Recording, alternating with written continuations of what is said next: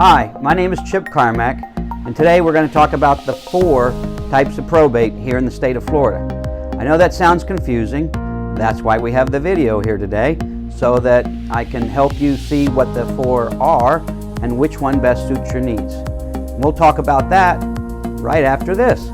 Legal disclaimer. I am not an attorney, nor am I pretty blonde, brunette, or redhead non-legal representative like you see on late night TV, nor do I play an attorney on television or here on YouTube. What I am is a certified probate expert who is here to help you in any way that I can. Hopefully you will find my videos helpful, informative, and will help you through the process for you and your family. If you do find yourself in need of legal representation, I have several very nice, very knowledgeable, and very helpful, experienced attorneys who can help you through any problem during the probate process. Please feel free to reach out to me for any question whatsoever. I'm here to help you. And now, back to our video. The first type of probate that we're going to talk about today is called formal administration. This is the one that most people think of when they think of the word probate, or they hear the word probate and they think about what it might be. This is, as the name sounds, formal, and therefore takes more time than the others. It's also more expensive because it takes more time. So what determines whether you need to file for formal administration here in the state of Florida? The threshold is $75,000 of non-exempt assets in the estate. Homesteaded house is an exemption, meaning not included. So that's another added bonus of having a homesteaded property here in the state of Florida. It doesn't matter what the value of the house is. If it's homesteaded, it's exempt and it's not included. Other exemptions would be life insurance and annuities. Anything with a beneficiary already listed would be non-exempt and not included in the $75,000 threshold for filing formal administration. All right, quick sidebar. What is an asset? A lot of people throw that word around, and basically an asset is anything of value that can be sold. A perfect example is a baseball that was hit by Barry Bonds. Everybody was watching the chase. He was going for the home run record Hank Aaron had set many years ago, decades before. And everybody was watching this chase with anticipation. And it came out that the IRS, that was asked of the IRS of whether the baseball would be taxable. And the IRS's response was that anything of value is income and can be taxable. So, the discussion was, is the poor guy or girl going to have to sell the baseball once they get it in order to pay the tax bill? Well, the IRS wound up backing off because they didn't want to be seen as the bad guy, and that would have definitely made them the bad guy by attacking America's pastime and the home run record. So they really didn't want the notoriety, and they decided to back off.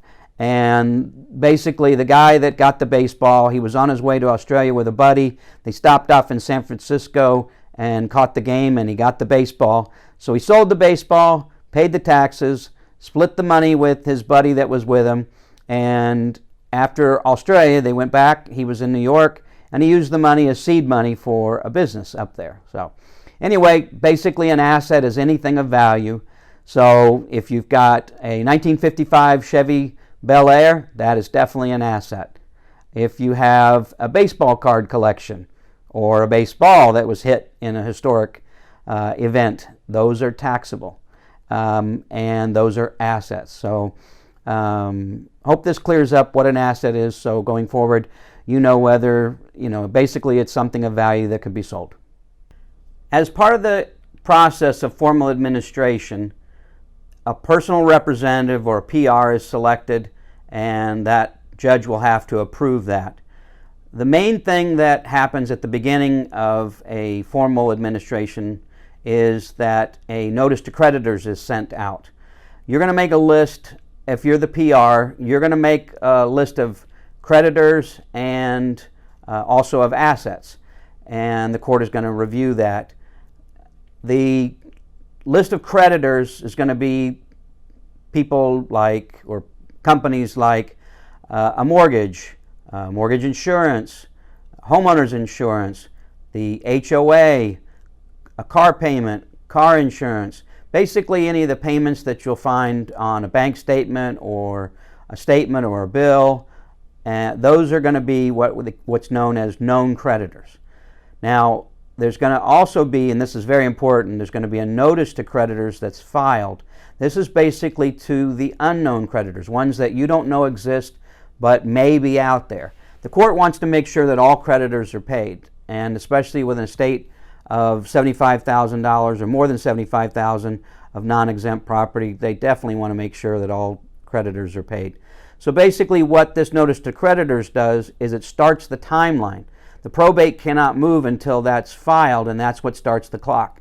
So once that's filed, the creditors have 90 days in order to make a claim.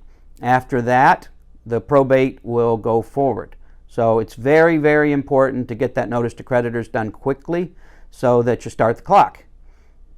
The second type of probate in the state of Florida is what's known as summary administration. And there are two reasons that this would be filed. One is that the estate is under $75,000 of non-exempt assets, and in that case you're going to have a very good knowledge of the list of creditors, because you're going to go before a judge and you need to know who the creditors are and show the judge how they're going to be paid. So that's number one. The other reason why you would file a summary administration is if the decedent or the person that passed away had passed away more than 2 years ago. At the 2-year point, what it does is it bars any creditors from making a claim under a statute of limitations. So it doesn't matter whether the estate is $10 million. It won't matter because the creditors are barred from making a claim. So that's the summary administration. Another type of probate in the state of Florida is called disposition without administration. This is usually estates that are exempt property and maybe some non-exempt property but in a small amount. And what this is really designed for is to reimburse you for some expenses that you may have laid out in making this happen here at the end. So what it'll do is reimburse you for up to $6,000 in funeral expenses. So you want to be very careful with how much you spend for that, unfortunately. Most of us want to spend a lot of money on a loved one, but unfortunately the court is only going to pay up to $6,000. So the other thing that it will reimburse you for, is the last 60 days of medical bills. Medical, hospital, hospice, those kind of things. But just the last 60 days. The fourth type of probate here in the state of Florida actually gets used more often here in Palm Beach County than in a lot of other areas in the state and in a lot of other states. Basically what this is designed for is when the person that passed away is a resident of another state, and that happens a lot here. We have a lot of snowbirds from New York, New Jersey, Connecticut, Pennsylvania, wherever, and they are a resident there, but they own property here. Well, the state of Florida is a little protective about another state deciding things here in the state of Florida. So what this is set up for is where the main probate will be up in the resident's home state where they have their residency, and it doesn't matter where they pass away, it's where they are a legal resident. So if they're a legal resident in another state, that's where the main probate will happen. And then they would have what's called an ancillary probate here, and what it'll do is allow the property to be retitled by the state of Florida into the person who is getting the property or going to have control of the property. But it's a necessary step if the person that passed was not a legal resident of the state of Florida. That concludes our video on the 4 types of probate in the state of Florida. Hopefully you found it helpful and informative, and you'll want to tune in for other videos. Please do me a favor and subscribe at the bottom here.